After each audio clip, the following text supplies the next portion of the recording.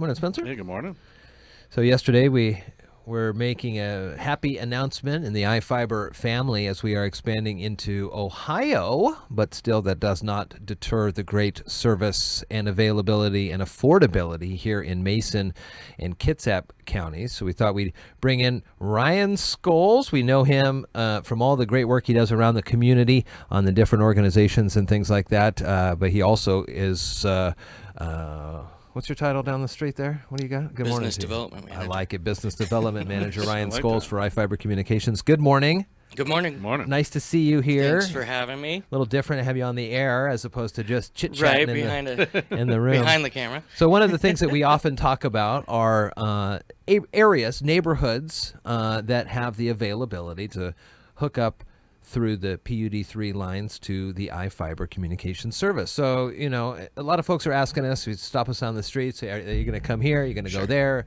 So it's a good time now to stop down, and talk about what services are available where, Exactly. what's coming in the most nearest future. Sure. And then we can continue these for a while. Sure. But Because a lot is coming. good. So I like that's it. the good news. Okay. Here So in Mason County. tell us currently what neighborhoods are available to sign up for the service. So PUD has Ready to Connect. There's actually quite a few areas.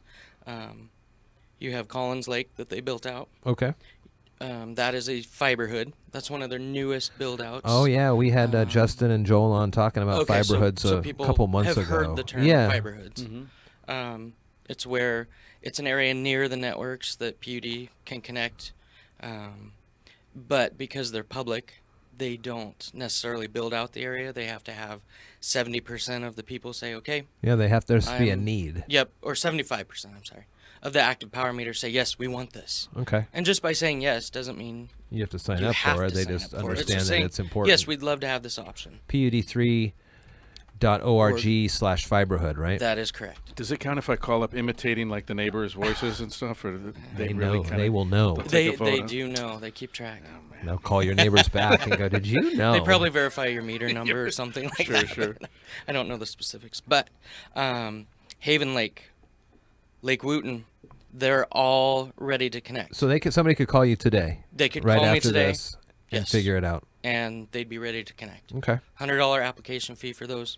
They are not a fiberhood. This was prior to moving to fiberhood. Okay. So, Cool. same with Island Lake. It was built around 2000, but back then they didn't know it was going to take off the way it did.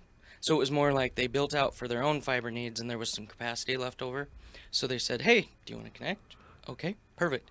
But they didn't allot for every plot. Okay. So once so many people filled up, it was at capacity. But they did maintenance work last summer, and now every single piece of property can connect. Oh, that's at Island nice. Lake. So That's it's now fully serviceable. Lake Nawatzal, same thing, including now Little Nawatzal, which was just built out and connected a couple months ago. Wow. They're still working on connections there because a lot of vibe plows have to happen for conduit in that Uh-huh. neighborhood. That one is a fiberhood, so it's the 250 connection, and then there's a $25 a month construction adder. Okay. Let's see, Lynch Road area from basically, where did they start? I want to say about the 2,000 mile mark, or the 2 mile marker, out to the entrance of Totten Shores. Okay. So that includes the side roads, Allen Road, Hudson, Nice. all those side roads there.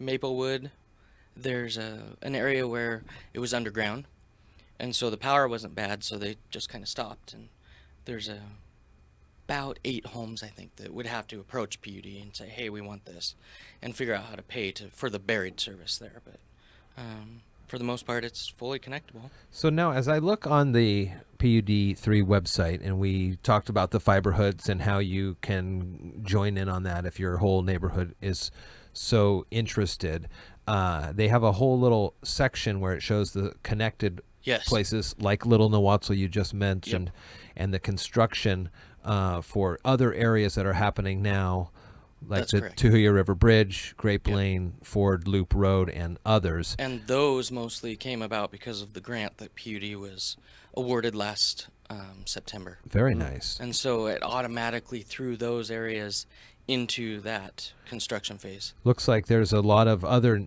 communities that are close to getting their 75% threshold Yes. to at least start Yep. those conversations. So that's interesting there. And it shows you with a green line of how close they are. Yeah, one of them says there's only one remaining. Yep. Only And need it one places person. them in order first through however many are in that. Very cool. So What's people can see. what's the phone number down at the communications shop there? 360-427-4000, of course. So if it says connected in some of these areas, And call it should list every area that that they've connected. oh yeah, it goes all the way back to Northcliffe, Alpine Hill, it should- Northcliffe, yep, Bayshore. all that. Cool. Well, I think that this good to explain this because a lot of folks saw the big news yesterday that we're going to Ohio. We're not That does leaving not mean that we're leaving or abandoning. or changing anything. We're away. going to continue building out here because of our partnership with PUD. So anywhere they continue to build out, we can serve. Very nice. And of course, every area that's serviceable is a triple play option. So you get TV, phone, and internet. What's the deal on 911 on those? Because it's over the fiber. It uses the E911, Okay. and we have to maintain that database. So you call 911, they know exactly where to go. Oh, okay. So it is it's the same service. Same service. Very Yep. nice. I think it's a big question mark for a lot of folks as It is. you get rid of that traditional landline that everybody's been so familiar with over Right. the years. Exactly. Okay. Yep, 911 in that aspect continues to work. However, if the power goes out, it is a VoIP solution, and not necessarily will you have the phone service in a power outage. So that's one thing. I think that we we're do all have to kind let of people know. used to that these days nowadays. Yeah. Very I mean, nice. the only way around that is CenturyLink. They have the hard copper lines. Oh yeah. Well, Yeah. don't worry about them. iFiber's the way to go. Nice to talk with you, Ryan. Thanks All right, for coming thanks, in. guys. I can hear the phones ringing already. So we Perfect. I get better going run over here. there.